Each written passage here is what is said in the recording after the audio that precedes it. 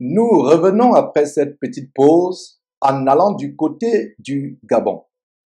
Comme vous le savez, avant-hier, il y a eu un véritable séisme politique, un véritable tremblement de terre politique qui a ébranlé le Gabon, non seulement le Gabon, l'Afrique tout entière, avec ce coup d'État militaire qui a mis fin à près de 60 ans d'une dynastie, la dynastie des Bongo, le régime Bongo, même si certains pensent que c'est la continuation de cette dynastie avec le nouvel homme fort.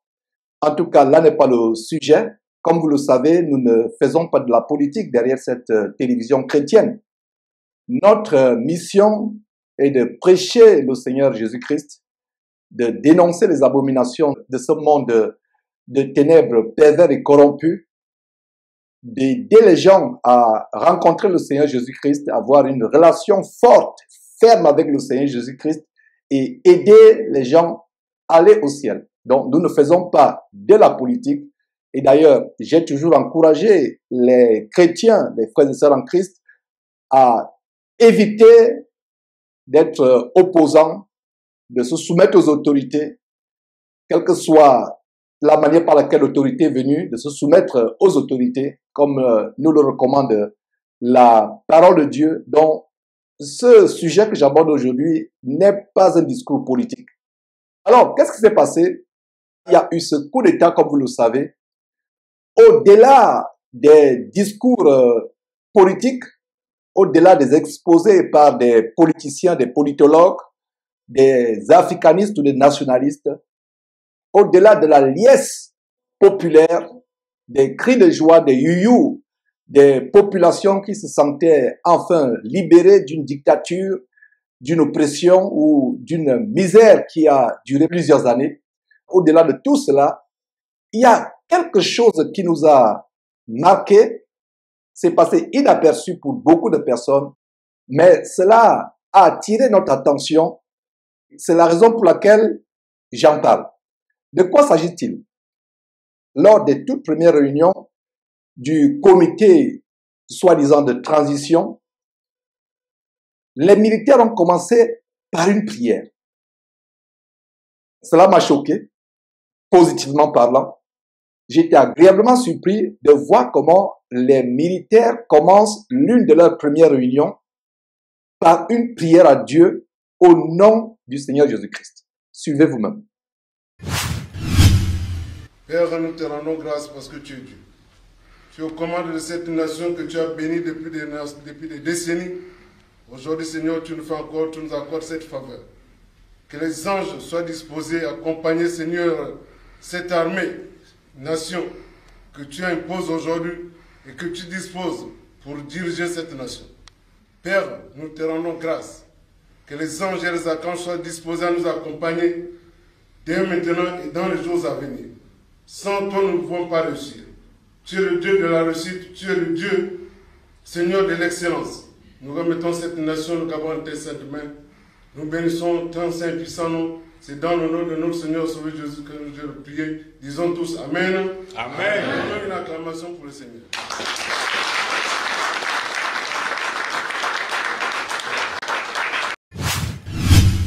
Vous avez vous-même suivi ces militaires en train de lever un mot de prière à Dieu au nom du Seigneur Jésus-Christ. Alors, trois questions me sont venues à l'esprit en suivant cela.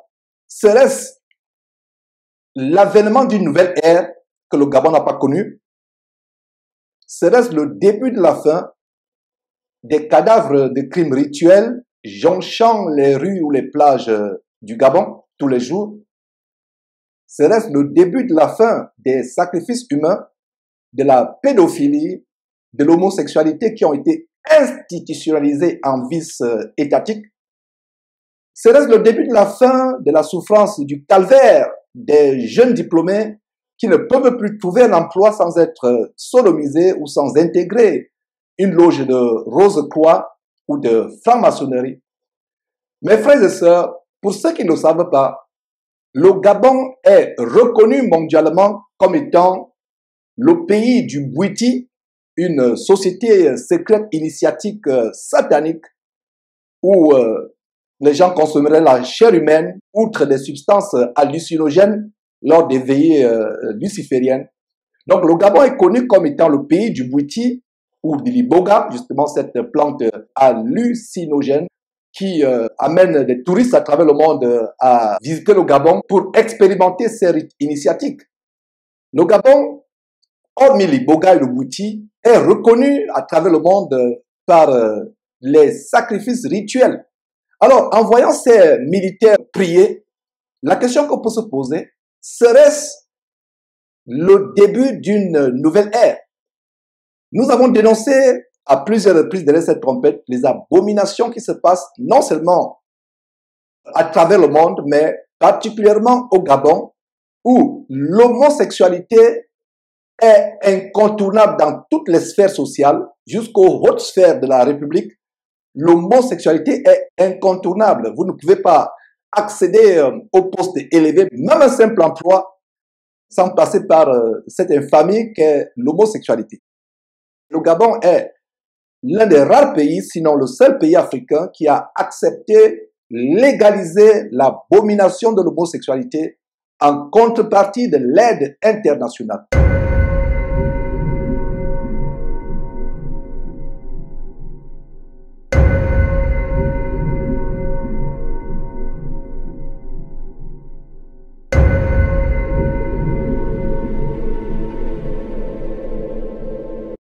Alors, en voyant ces militaires commencer par un mot de prière, est-ce une lueur d'espoir?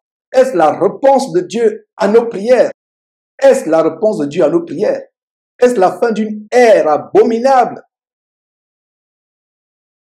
L'homosexualité au Gabon était arrivée au point où vous voyez des jeunes enfants qui en plein jour se prostituent au bord des rues, en tenue en uniforme scolaire, des jeunes filles qui se prostituent, des jeunes garçons qui se prostituent au monsieur de la place. C'est devenu tellement ostentatoire l'homosexualité au Gabon. Et d'ailleurs, Patience Dabani, qui était la première épouse de l'ancien président Omar Bongo, étant une musicienne, elle avait embarqué des jeunes, plusieurs jeunes, des dizaines et des dizaines de jeunes, dans cette bestialité, dans cette infamie, en les amenant avec elle dans des tournées internationales en Europe, aux États-Unis, où elle se livrait au proxénétisme en livrant ces jeunes garçons à la sodomie. Et donc voilà comment la sodomie a été institutionnalisée depuis plusieurs décennies. Ayant moi-même vécu au Gabon, je peux attester que cette renommée internationale n'est pas infondée. Et en voyant donc ces militaires commencer par un mot de prière, peut-être ce serait la réponse à nos prières, bien que les prophéties de la fin des temps doivent s'accomplir, et nous les voyons s'accomplir effroyablement devant nos yeux. Les prophéties de la fin des temps. Les choses iront de mal en pire, les choses iront de mal en pire. La génération actuelle sera pire, et elle est d'ailleurs déjà devenue pire que la génération au temps de Ninive, au temps de Sodome et de Gomorrhe. Et non seulement il y a l'homosexualité qui gangrène toutes les sphères. Pour qu'un jeune diplômé qui vient d'avoir le boulot ait un poste, même un tout petit boulot, on lui demande de ramasser le savon. Et les Gabonais savent ce que c'est-à-dire être assujetti à cette bestialité, à cette infamie de la sodomie. Outre la bestialité de l'homosexualité, l'infamie de la sodomie, il y a les crimes rituels. Il y a les crimes rituels. Il n'y a presque pas de jour où on ne trouve pas des cadavres jonchant les rues, des personnes charcutées, victimes des crimes rituels sur les plages, dans les rues, dans les quartiers. Et d'ailleurs, moi-même, en travaillant dans la justice au Gabon il y a plusieurs années, il y a une cliente qui est venue voir notre cabinet d'avocat parce que sa fille avait été sacrifiée par une députée haut placée à l'époque. Et le dossier, je pense qu'en quittant le Gabon, le dossier était toujours en cours. Plusieurs années après, le dossier était toujours en cours. Cette femme n'a pas eu gain de cause. Son enfant a été vidé de son sang, charcuté par des bourreaux qui agissaient sous les instructions de leur commanditaire, cette femme députée. D'ailleurs, marquons une petite pause avec ce petit documentaire de la chaîne de télévision AG+ français. C'est terrible ce que vous allez voir. Les témoignages que vous êtes sur le point de suivre laissent sans voix, donnent des sueurs froides au dos. Suivez vous-même.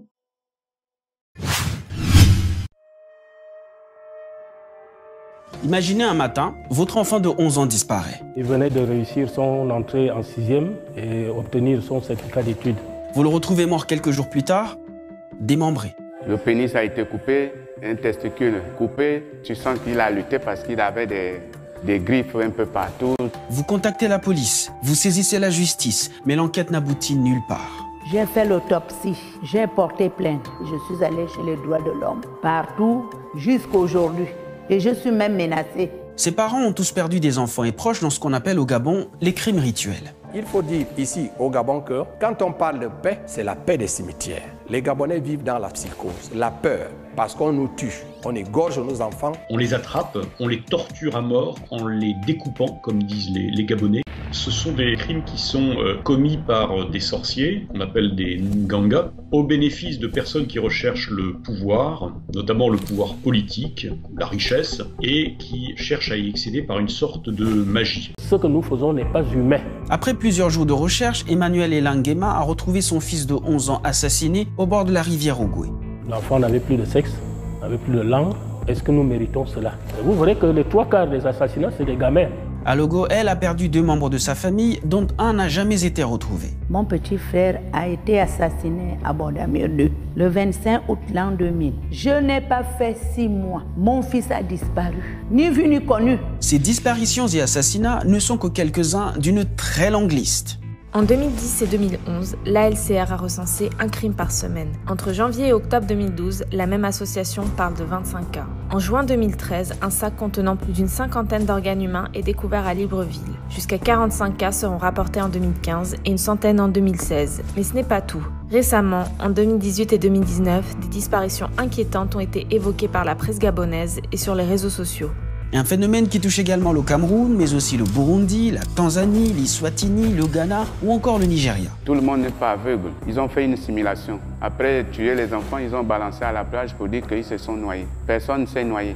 Tout comme Paulin Boukika, presque tous les proches et parents des victimes parlent de crimes rituels. Mais c'est quoi ces crimes rituels? En fait, il s'agit principalement de s'emparer d'une force vitale, celle des victimes, de façon à acquérir des pouvoirs magiques au moyen de ce que l'on appelle, avec pas mal de cynisme, si je puis dire, des pièces détachées. Et là aussi, excusez-moi d'être extrêmement clair et descriptif dans ce qui se passe, mais ces enfants, c'est absolument horrible. Hein. Il ne faut pas s'imaginer qu'ils sont simplement assassinés. On les torture à mort, c'est-à-dire en les coupant vivants, en leur arrachant ces fameux organes que j'ai mentionnés, en les vidant de leur sang, avec le projet de faire souffrir la victime le plus possible, parce que cette souffrance est censée apporter en quelque sorte ces fameux pouvoirs magiques.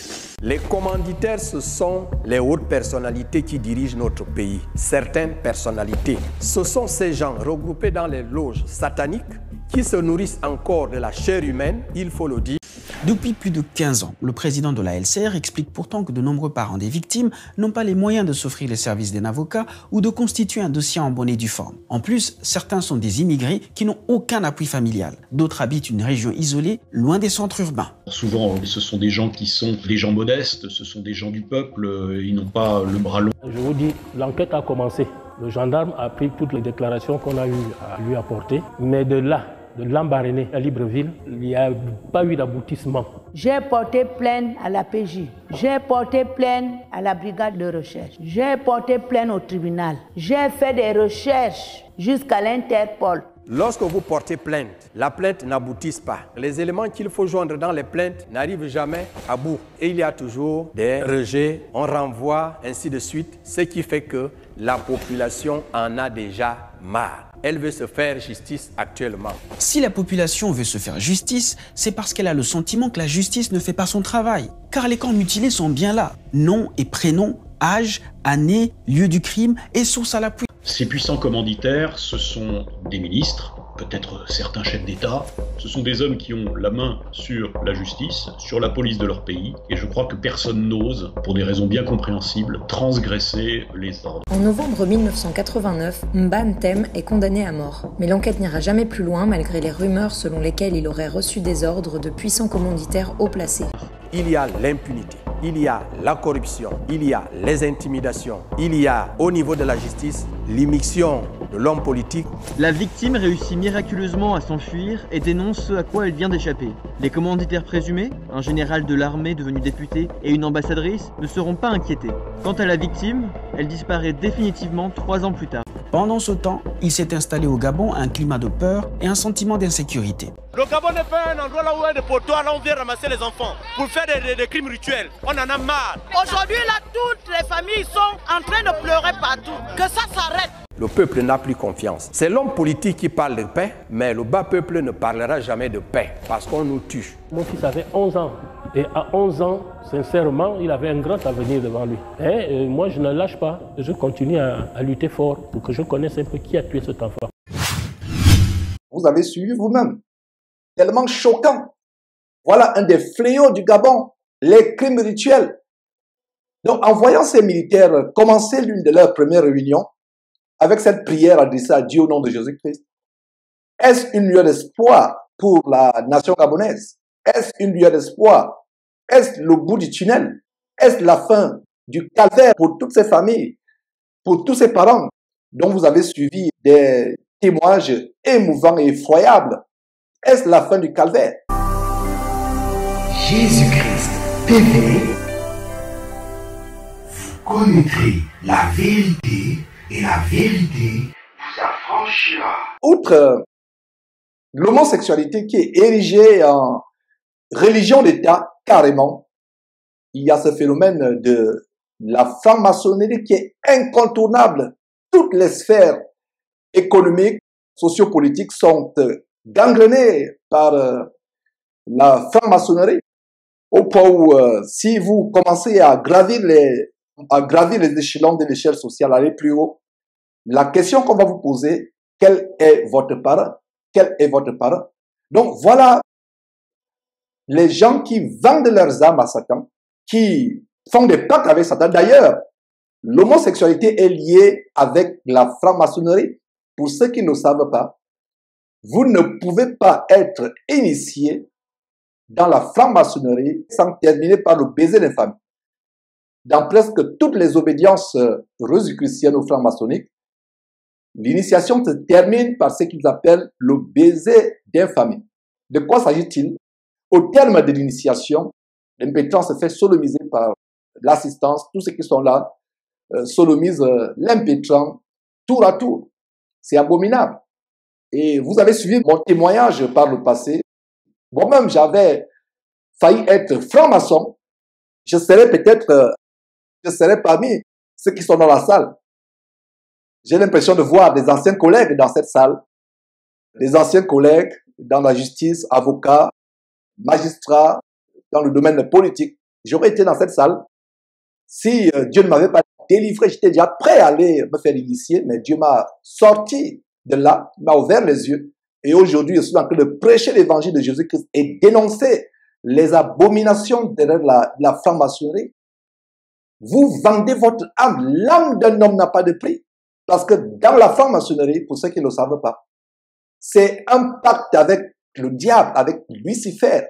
Vous vendez votre âme à Satan pour la vaine gloriole, pour une gloire passagère, pour vous retrouver éternellement en enfer. Le Seigneur Jésus disait, que donnerait un homme pour son âme? Votre âme, l'âme d'un homme n'a pas de prix. On vous donnerait tout l'or du monde, tous les diamants de la compagnie Birs en Afrique du Sud, tout l'or du monde, les biens de banque de toutes les banques centrales du monde entier. Pour votre âme, le prix serait minable et ridicule. L'âme de l'homme est précieuse. C'est pour ça que le Seigneur Jésus disait, à quoi sert-il à un homme de gagner le monde entier s'il perd leurs âmes?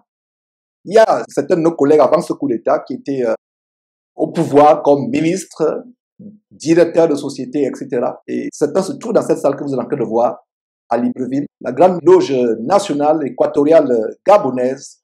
Donc, beaucoup se trouvent dans cette salle pour la vaine gloriole, la gloire passagère, éphémère. Voilà le chef d'État qui vient d'être démis de ses fonctions à l'issue de ce coup d'État. Quelles leçons pouvons-nous tirer? Tout sur cette terre est éphémère. la gloire, la célébrité, le pouvoir, l'argent, tout est éphémère. La seule chose qui est éternelle, c'est le salut en Jésus-Christ qui nous amène la vie éternelle au paradis. Et ceux qui sont dans cette salle, et je crois reconnaître certaines personnes dans cette salle, qui ont décidé de vendre leur âme à Satan en contrepartie des broutilles, de la boue, de la poussière. La seule chose qui est importante, c'est le Seigneur Jésus-Christ. Beaucoup de ceux qui sont dans cette salle, peut-être qui m'écoutent, qui m'écouteront, qui m'écouteraient par la suite, regretteraient éternellement s'ils ne se repentaient pas. Tout est passager sur cette terre, tout est éphémère. Seul le salut en Jésus-Christ est éternel.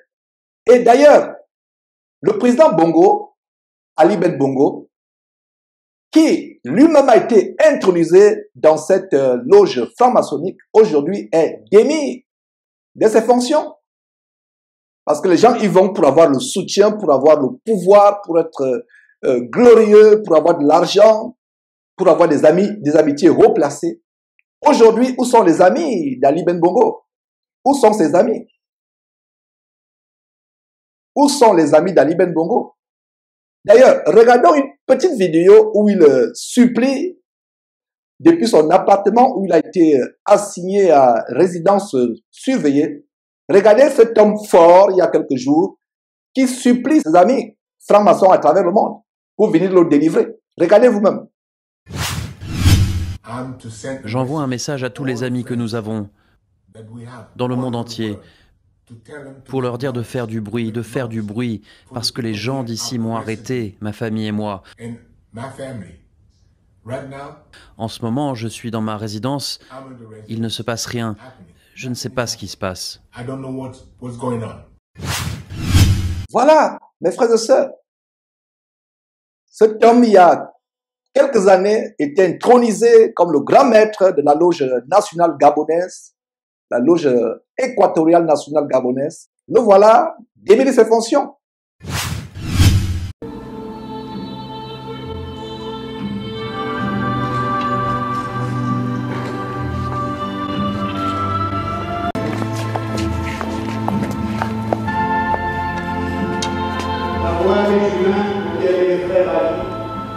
Il n'est pas au pouvoir.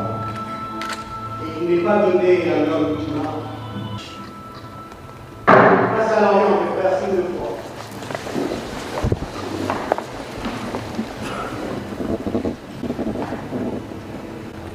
Je me suis appuyé sur ta vérité, ô droit dans le passé, qui a inspiré le dévouement et la volonté de ceux qui ont présidé à nos destinées. Étends sur nous ta protection. Accorde à ce digne et très respectable frère, qui est sur le point d'être installé en qualité de grand maître de l'ordre maçonnique au Gabon, la sagesse, le jugement et le discernement pour accomplir les devoirs de sa haute charge. Répands sur du texte de votre obligation. Vous le lirez ensuite à le pouvoir seul.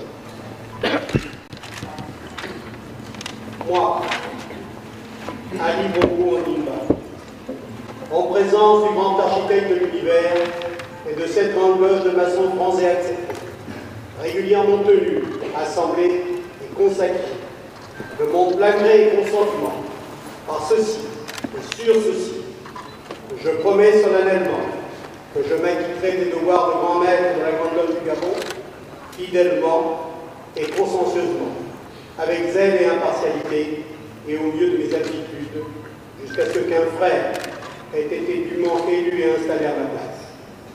Dans cette haute fonction, je ferai tout ce qui est en mon pouvoir pour servir les intérêts de la franc-maçonnerie régulière en général et de cette Grande Loge en particulier.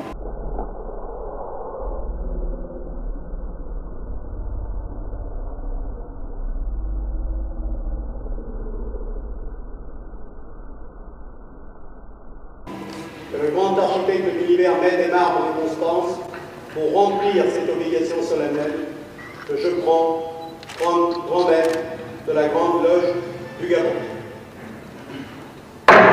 toutefois de faire. Moi, Ali Bongo Ondimba, en présence du grand architecte de l'univers et de cette grande loge de maçons francs et acceptés, régulièrement tenue, assemblée et consacrée, de mon plein gré et consentement, par ceci et sur ceci, je promets solennellement que je m'acquitterai des devoirs de grand maître de la Grande Loge du Gabon, fidèlement et consciencieusement, avec zèle et impartialité, et au mieux de mes aptitudes, jusqu'à ce qu'un frère ait été dûment élu et installé à ma place. Dans cette haute fonction, je ferai tout ce qui est en mon pouvoir pour servir les intérêts de la franc-maçonnerie régulière en général et de cette grande loge en particulier. Le grand architecte de l'univers m'aide et m'arme de constance pour remplir cette obligation solennelle que je prends comme grand maître de la grande loge du Gabon.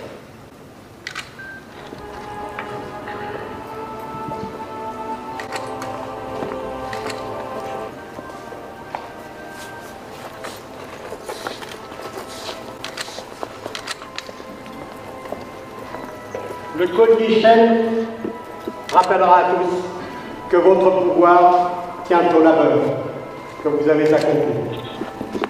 Le bijou de la charge, un compas sur un arc de cercle, insérant un triangle irradié où au centre figure l'œil, matérialise le compas qui pour vous est déjà un symbole connu, mais qui pour un grand maître est ouvert à 45 degrés.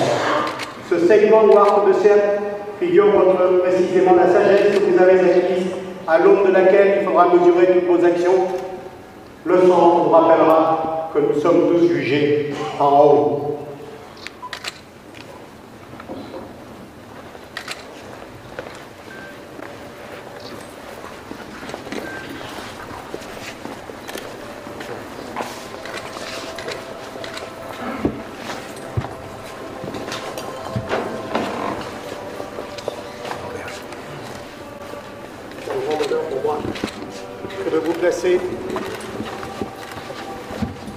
Dans la chair du roi Salomon. Le voilà démis de ses fonctions. Il pleurnichait dans la vidéo précédente en appelant au secours. Et pour ceux qui ne le savent pas, la raison pour laquelle les gens vont dans la franc-maçonnerie, c'est parce qu'ils sont tellement solidaires. Vous pouvez avoir des problèmes en justice. Et si vous êtes devant un magistrat franc-maçon, vous faites des signes de détresse que lui seul peut voir, c'est un signe, et il va vous reconnaître comme un franc-maçon, comme son confrère, son frère de lumière, pour ne pas dire des ténèbres, parce qu'en fait c'est la fausse lumière luciférienne que Satan leur apporte. Donc il vous reconnaît comme étant le frère de lumière et il court, il vole à votre secours. Où sont-ils maintenant, ces frères de lumière francs-maçons à travers le monde qui l'appellent au secours dans cette vidéo que vous venez de suivre? Et voilà mes frères et sœurs, voilà la leçon à tirer de cette situation. Encore, je vous ai dit, le discours que je suis en train de tenir actuellement n'a rien à voir de politique. C'est un moyen pour évangéliser, pour montrer que tout cela est éphémère. Tout cela est éphémère. Beaucoup de jeunes gens sont séduits par la franc-maçonnerie. Ils sont séduits par la franc-maçonnerie. C'est la voie de la mort. Non seulement la mort, la voie de l'enfer. D'ailleurs, pour ceux qui s'initient à la franc-maçonnerie, vous devez réciter des serments où vous jurez en offrant votre cœur, vos entrailles, votre langue, au cas où vous désobéirez aux préceptes de la franc-maçonnerie. Vous faites des serments sur votre vie, alors que le Seigneur Jésus a dit de ne pas jurer ni sur votre tête, ni par votre tête, ni sur quoi que ce soit, ni par quoi que ce soit, de ne pas jurer. Mais ils jurent, ils font des serments où ils disent, si j'enfreins aux règles de cette grande loge, que mes entrailles soient arrachées et jetées au fond de la mer, que mon cœur soit arraché, et c'est la raison pour laquelle la plupart meurent de crise cardiaque. Est-ce que vous le saviez? Ou de cancer. Quand ils ont désobéi ou enfreint aux règles de la franc-maçonnerie. D'autres meurent dans des accidents effroyables, des accidents de circulation effroyables, parce qu'ils ont désobéi. Voilà ce qui se passe quand on fait un pacte avec le diable. Et nous voyons en Jean chapitre 10, verset 10, le diable ne vient que pour dérober, égorger et détruire. Je ne peux pas vous cacher ma joie en voyant ces militaires qui ont commencé l'une de leurs premières réunions par un mot de prière. Je ne peux pas vous cacher ma joie. Ma joie est fondée sur la parole de Dieu en Proverbe chapitre 11. Et vous allez comprendre pourquoi je suis joyeux en tant que chrétien et prédicateur de l'évangile de Christ. Proverbe chapitre 10, versets 10 à 11. Que dit ce passage? Chapitre 11, Proverbe chapitre 11, notez ce verset. Versets 10 à 11. Quand les justes sont heureux, la ville est dans la joie. Et quand les méchants périssent, on pousse des cris de joie. Donc, quand les justes sont heureux, la ville, donc verset 10, quand les justes sont heureux, la ville est dans la joie. Et quand les méchants périssent, on pousse les cris de joie. Je ne peux pas m'empêcher d'être dans la joie, de voir comment ces militaires commencent par un mot de prière. Et cela est en diamétrale opposition avec ce qu'on a vécu pendant des décennies. J'espère que ce n'est pas du bluff et que c'est une nouvelle ère. Je veux bien croire que c'est une nouvelle ère. C'est ma prière à Dieu que ce soit une nouvelle ère. Donc je suis dans la joie en voyant comment cette sodomie institutionnalisée par la dynastie Bongo, peut-être par la grâce de Dieu, pourra prendre un terme. Peut-être que ces sacrifices humains, les enfants, ces victimes qui sont sacrifiés, peut-être ce sera une fin. Et le verset 11 de toujours Proverbe chapitre 11, verset 11, la ville s'élève par la bénédiction des hommes droits, mais elle est renversée par la bouche des méchants. Et parlant de gloire et de richesse, beaucoup cherchent le pouvoir pour s'accaparer des biens. Encore une fois, je précise que je ne fais pas de la politique, mais le Gabon, c'est un pays qui a été doté par Dieu de ressources naturelles immenses. Le pétrole, le manganèse, l'or, le bois. Et il y a d'ailleurs une émission que les Américains ont faite il y a des années depuis les États-Unis. Ils appelaient le Gabon le dernier Éden. Le dernier Éden, ça c'est leur appellation. Vous et moi ne savions pas comment était l'Éden, mais je vous dis qu'il y a une chaîne de télévision qui a fait un documentaire, une télé-réalité au Gabon, en appelant le Gabon le dernier Éden. Donc c'est un pays tellement riche, mais les gens croupissent dans une misère criarde, une misère qui ne dit pas son nom, à cause de la vénalité, de la grugerie, de la corruption, de la cupidité d'une petite poignée de personnes. D'ailleurs, suivez mes frères et sœurs ce qui s'est passé justement hier, où certains éléments de l'armée ont fait irruption dans les appartements de certains dignitaires du régime. Et voyez vous-même ce qu'ils ont découvert. C'est terrible, mes frères et sœurs. Les dernières 24 heures à Libreville auront été très mouvementées.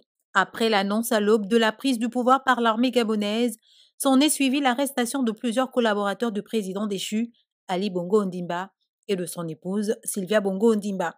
Ces derniers sont accusés de malversation financière, blanchiment d'argent, falsification de la signature du président de la République, vente de stupéfiants, spoliation du patrimoine de l'État, entre autres.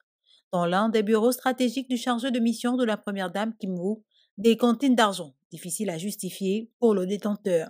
Cette pièce avait été mise à disposition de la cellule financière et ils ont les clés du coffre, ils entrent, ils font ce qu'ils ont à faire. Donc, vous n'êtes pas au courant du montant qu'ils manipulent? Le montant exact, je ne le connais pas. Et vous savez quand même à quoi servait cet argent? À quoi servait cet argent, oui. Normalement, c'est le bureau attaché directement à la personne de la première dame. Comment justifiez-vous autant d'argent après? Comment voulez-vous que je justifie? Puisque je ne suis pas au courant qu'il en restait même. Le domicile, c'est chez vous, même si vous êtes locataire? Oui. Mais donc vous connaissez tout ce qui se trouve dans la maison en principe. Je sais qu'il y a un coffre, je sais qu'il y a ce champ, je sais que c'était de l'argent, bien sûr. Yann Goulou, directeur de cabinet de Nourdine Bongo Valentin, figure lui aussi au nombre des arrestations du jour, avec en sa possession plus de 4 milliards de francs CFA, plusieurs biens matériels, immobiliers et des parkings à couper le souffle. Oui, c'est retrouvé chez moi, oui. Quelle est l'origine de cet argent? C'est des fonds de campagne. Des fonds de campagne. Oui. Et combien? Je ne sais pas.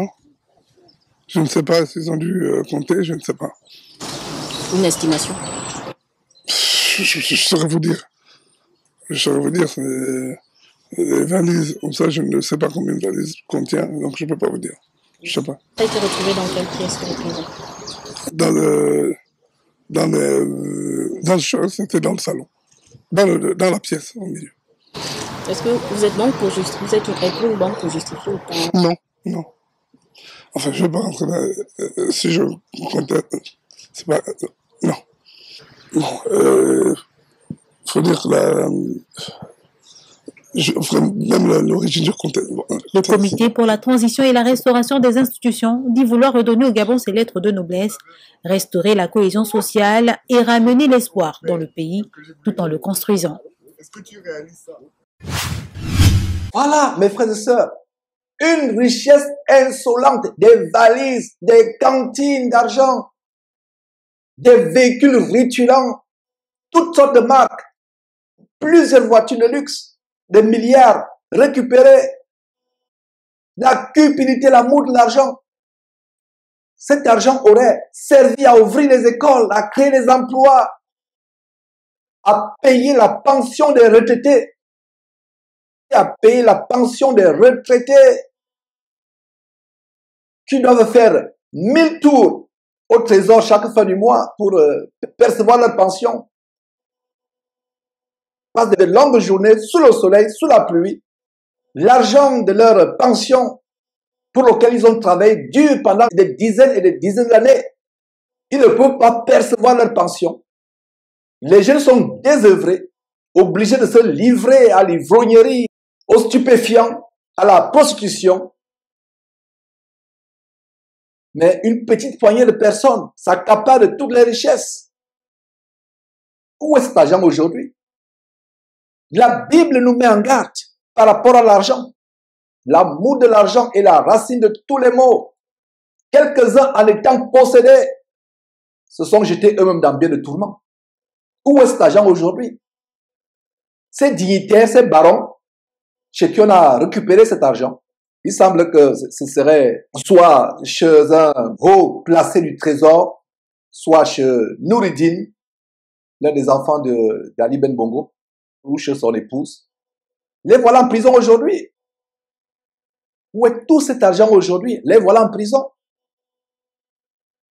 Et ma prière, c'est qu'ils aient la vie sauve, qu'on ne les exécute pas pour haute trahison, pour faux usage de faux. Comme vous le savez, quand il y a souvent des coups d'État militaires, c'est l'exécution de ceux qui sont emprisonnés, qui sont arrêtés. Ma prière, c'est qu'ils puissent se repentir. Vous ne souhaiteriez pas la mort et l'enfer. Vous ne souhaiteriez pas l'enfer même à votre pire ennemi. Regardez, mes frères et sœurs, ce que nous dit Proverbe chapitre 23, verset 4. La richesse finit par s'envoler, comme l'aigle, elle prend son envol. Vanité de vanité, tout dans ce monde n'est que vanité, poursuit du vent.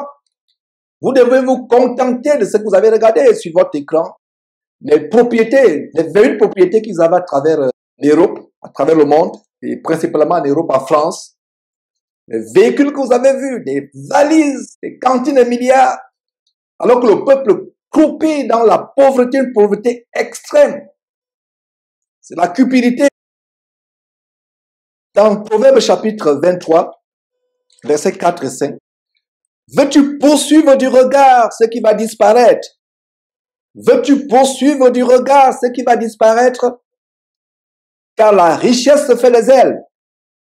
Et comme l'aigle, elle prend son vol vers les cieux. Elle prend son vol vers les cieux. Voilà la parole de Dieu. Les cimetières sont remplis de personnes qu'on a averti, qu'on a mis en garde avec cet évangile. Mais il est tard, parce que la Bible dit, il est donné à tout homme sur terre de vivre une fois, de mourir. Et après, il n'y a plus rien. Vient le jugement. Et si vous n'avez pas connu Dieu, si vous n'avez pas connu le Seigneur Jésus-Christ, si vous n'avez pas vécu sur terre selon leur commandement, en étant en communion avec Dieu, c'est l'enfer éternel. Et ça me rappelle l'histoire d'un roi à qui Dieu a envoyé un oracle par l'entremise du prophète Jérémie. Et nous sommes les prophètes de la fin des temps, prêchant la parole de Dieu, avertissant les gens. Alors, que dit Jérémie?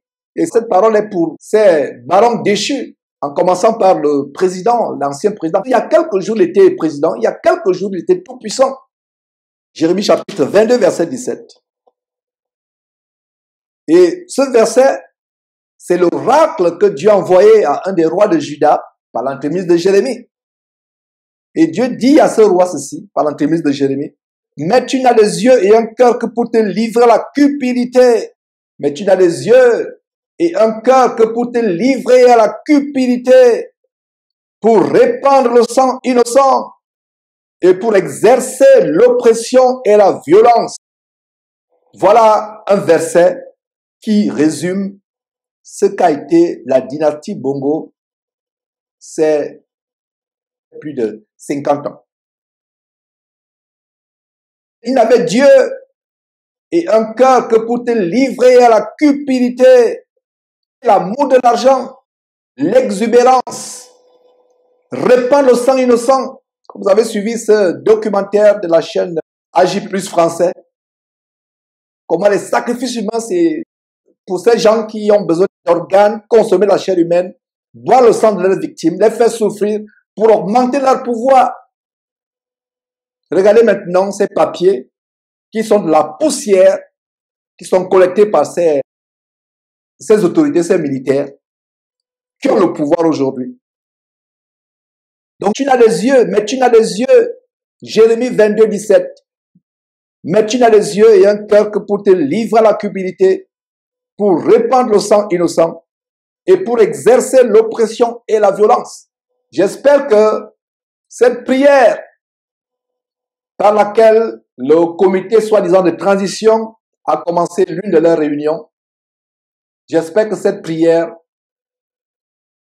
inaugure une nouvelle ère, une ère où il n'y aura plus des cadavres de victimes sacrifiés rituellement qui jonchent les rues et les plages, où l'homosexualité sera bannie, interdite, où il n'y aura plus comme condition pour avoir un boulot, se faire sodomiser ou entrer dans une loge franc-maçonnique.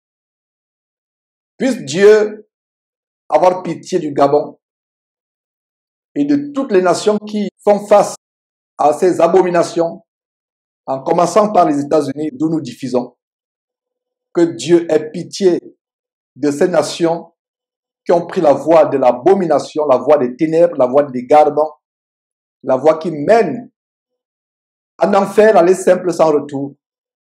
Mes frères et sœurs, c'était un plaisir de couvrir cette information du côté du Gabon. Quand nous revenons, plaise à Dieu, après cette petite pause, ce sera pour aller du côté du Kenya, où un abominable faux pasteur fait face aux foudres de la justice kenyane, parce qu'il a été l'auteur d'un véritable génocide. Il a fait mourir environ 500 personnes dans sa secte. Les personnes qu'il a menées en brousse, les a soumis à un jeûne. Soi-disant, il a été inspiré par Dieu pour faire ce jeûne. Et ces gens étaient affamés. La police a pu secourir quelques-uns. Même ceux qui ont été secourus ont malheureusement toujours persisté dans leur radicalisme diabolique, dans leur folie et sont morts. Donc nous reviendrons pour couvrir cette information dans quelques instants, mes frères et sœurs. Vous devez lire la parole de Dieu, la Bible, et personne ne vous trompera. Ces sectes ont le vent en poupe. Les faux pasteurs que je dénonce ont le vent en poupe parce que les gens ne lisent pas leur Bible. Et parlant de faux pasteurs, avec ce que je viens de montrer sur les abominations au Gabon depuis des décennies, il y a pourtant des pasteurs au Gabon. Les Mike Joktan, Gaëtan Piebi qui est décédé il n'y a pas longtemps, les francs-maçons qui couchent sur le même lit avec les gens du pouvoir. Ils ne peuvent pas dénoncer la sodomie puisqu'ils pratiquent les mêmes choses. Ces pasteurs comme Gaëtan Piebi qui est décédé, Mike Joktan, ils sont nombreux. Ma prière, c'est qu'il y ait une nouvelle génération d'hommes de Dieu intègres, non seulement au Gabon, mais à travers le monde, qui ont le courage d'exposer les abominations qui se passent dans les lieux ténébreux, sataniques. Nous revenons donc dans quelques instants, plaise à Dieu. Vous connaîtrez la vérité vous affranchira.